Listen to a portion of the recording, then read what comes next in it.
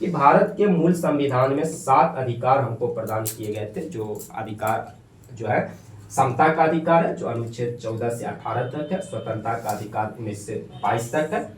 शोषण के विरुद्ध अधिकार 23 से 24 तक।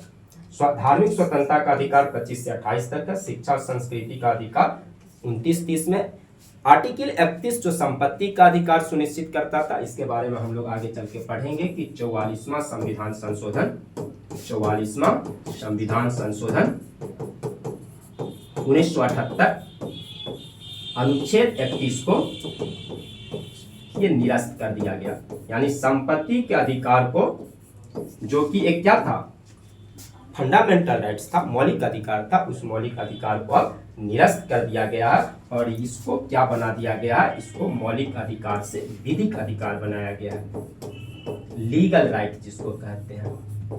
और इसका जिक्र आपको कहाँ मिलेगा, 300 के क में मिलेगा, अनुच्छेद 300 के क में मिलेगा।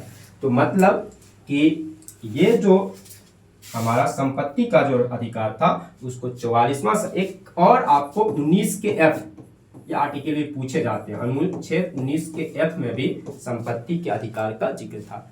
तो इस दोनों को हटा दिया गया। संपत्ति का अधिकार अब मौलिक अधिकार नहीं है, ये हमारा कानूनी अधिकार है, ये हमारा विधिक अधिकार है, जिसको हम लीगल राइट कहते हैं, ठीक ना। संपत्ति हम अर्जित कर सकते हैं, संपत्ति हम रख सकते हैं, ठीक ना, लेकिन ये हमारा मौलिक अधिकार नहीं है। राज्य को जरूरत पड़ेगा तो आपसे संपत्ति ले सकती है, इसके बदले में आपको उसी जो कंपनसेशन होगा, जो मुआवजा जिसको आप लोग सामान्य शब्दों में कहिए, वो दे सकते हैं।